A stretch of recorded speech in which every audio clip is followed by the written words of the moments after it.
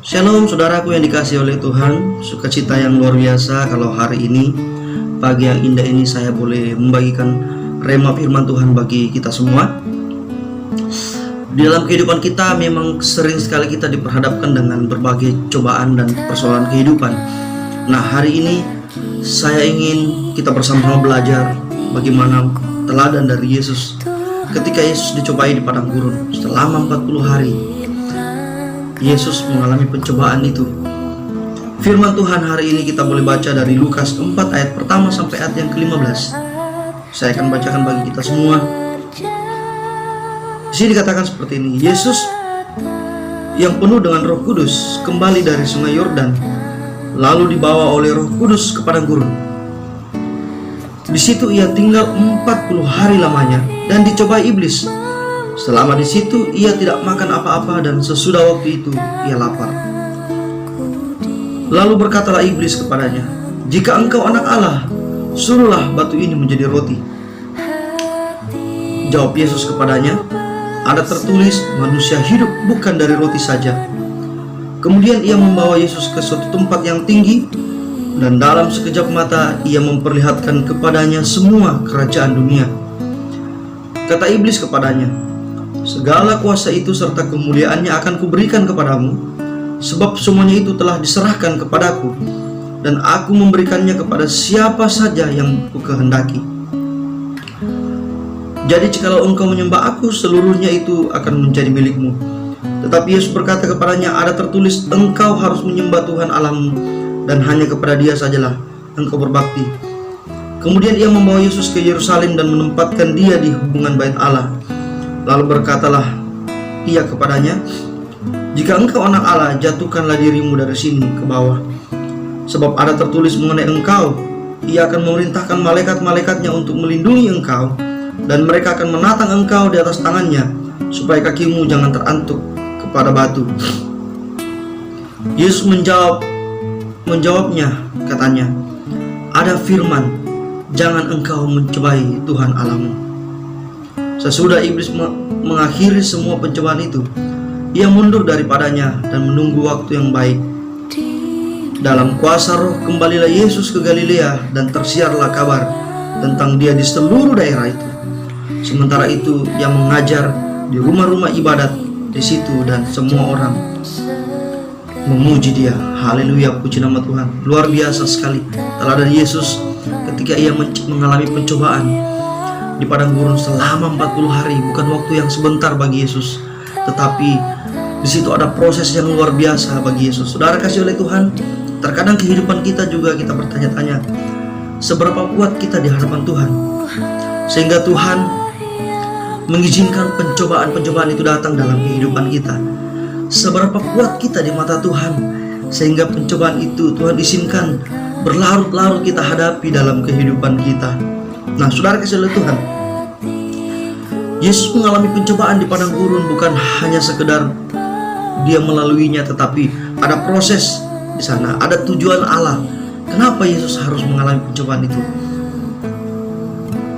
Yesus mengalami pencobaan itu adalah dengan tujuan untuk menguji dan memproses Yesus sebelum Ia melakukan misinya. Ya. Dan selama 40 hari, Alkitab mengatakan ada 3 kali iblis datang mencoba Yesus. Dan mungkin lebih dari itu, saudara. Mungkin pencobaan yang datang bukan hanya dari iblis yang ada di depan mata Yesus, tetapi dari pikiran-pikirannya. Karena pada saat itu Yesus sudah lapar, lelah, ya. Tetapi Alkitab mencatat 3 kali iblis datang mencobai Dia, mengambil kesempatan untuk menggagalkan misi Tuhan dalam kehidupan Yesus. Nah, kita belajar dari teladan Yesus ketika Dia mengalami pencobaan itu, saudara. Mengambil dari diri kita, dari kehidupan kita. Mengapa kita harus diperhadapkan dengan pencobaan-pencobaan itu, saudara? Tujuannya hampir sama dengan apa yang dialami Yesus. Tujuannya adalah untuk memproses kita, memproses kehidupan kita, untuk kita lebih naik lagi ke tingkat berikutnya. Dan yang kedua, tujuannya adalah untuk sekaligus membuktikan dan menyaksikan kebesaran dan kedahsyatan Allah kita yang kita sembah. Untuk membuktikan bahwa luar biasa pekerjaan Tuhan dalam kehidupan kita. Karena 2 Korintus 12 ayat 9 mengatakan bahwa justru di dalam kelemahanlah kuasaku bertindak. Kuasaku bekerja di dalam kelemahanmu. Oleh karena itu kita jangan pernah berpikir bahwa ketika pencobaan itu datang, itu adalah akhir dari segalanya. Tetapi justru pencobaan yang datang adalah awal dari segalanya. Awal dari proses atau tingkatan yang akan kita terima nantinya, saudara.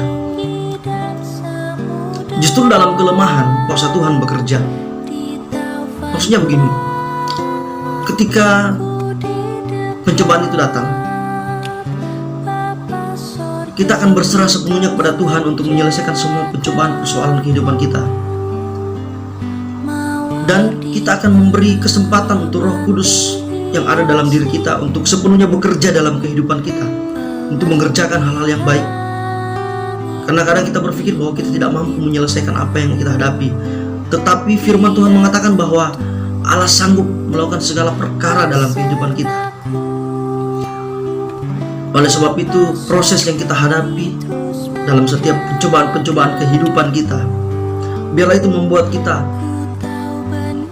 lebih lagi melihat dan memberi kesempatan bagi Roh Kudus sepenuhnya untuk bekerja dalam kehidupan kita. Dan kita akan melihat mujizat Tuhan terjadi di situ. Lalu bagaimana supaya kita menang melawan pencobaan-pencobaan ini?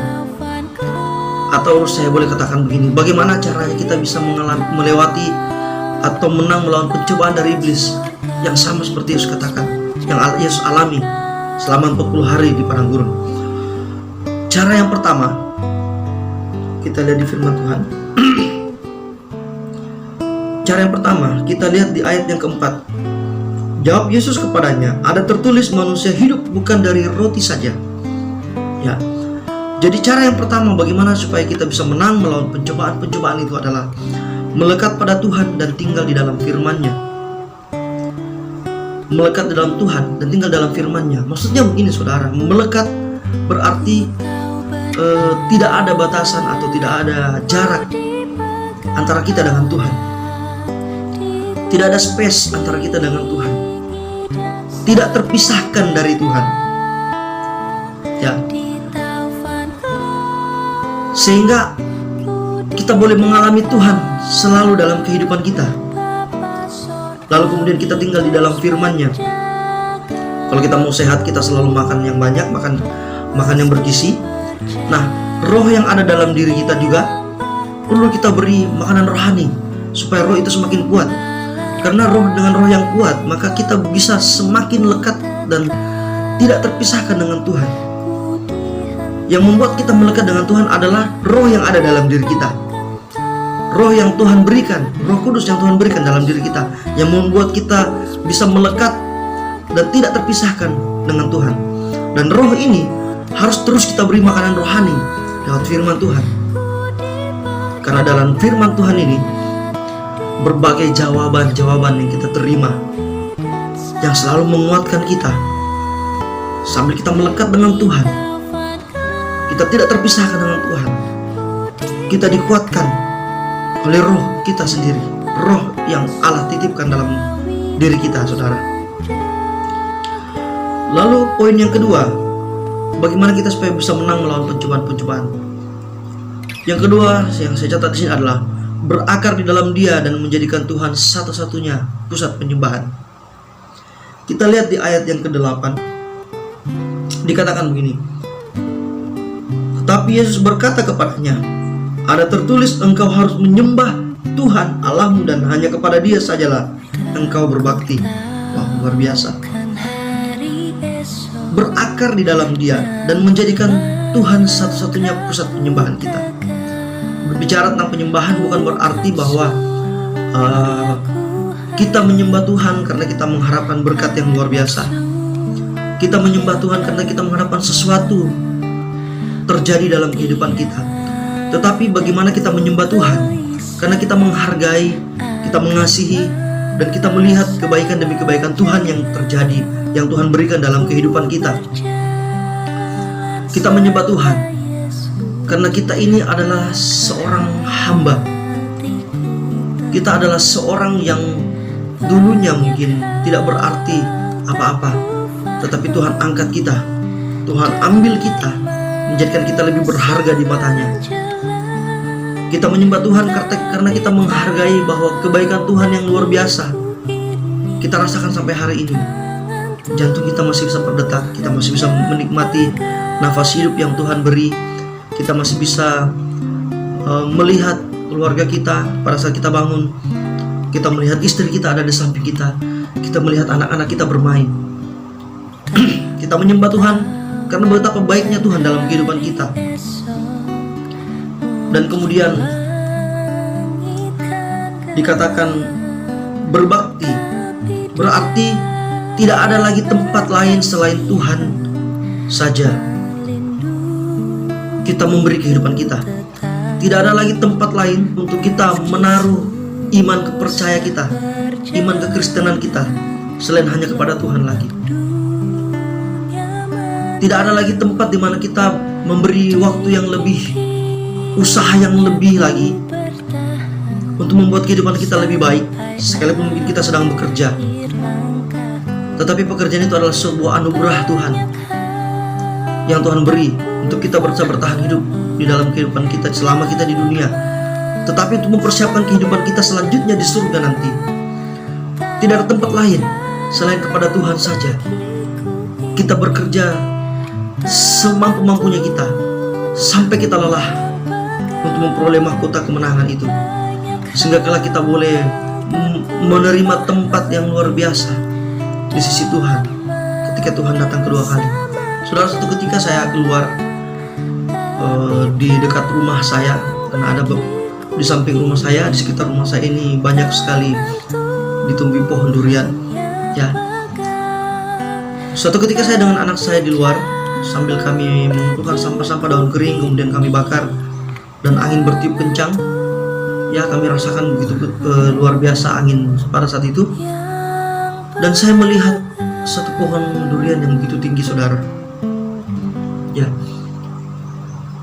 di bawah pohon durian itu tidak terlalu terasakan, pohonnya tidak terlalu goyang. Tetapi ketika saya melihat di ujung pohon itu, di ujung tertinggi pohon itu, saya melihat betapa goyangnya pohon itu, saudara. Oleh karena terpaan angin, saya lalu berpikir apa yang menyebabkan pohon ini masih bisa bertahan. Kemudian saya mendekati pohon itu dan saya melihat di bawah pohon itu ternyata dia mempunyai akar yang luar biasa, akar yang besar-besar, saudara. Akar yang melekat dalam tanah. Dan saya percaya bahwa akar itu tidak hanya kelihatan di atas ke tanah, tetapi mungkin akar itu sudah berakar jauh sampai ke dasar, sehingga sekencang apapun, sekuat apapun angin yang datang menerpa pohon itu bisa goyang, tetapi tidak akan tercabut dari tempatnya. Tuhan mau kita seperti itu, kita berakar di dalam Tuhan, sehingga setiap pencobaan yang datang menerpa kita tidak akan bisa membuat saudara dan saya tercabut atau terjatuh. Kita boleh mengikuti bagaimana angin itu bertiup, bergoyang sana ke sini, tetapi kita akan terus kuat berpegang di mana kita berdiri, karena kita berakar di dalam Tuhan. Poin yang ketiga adalah jangan memuji kebaikan Tuhan.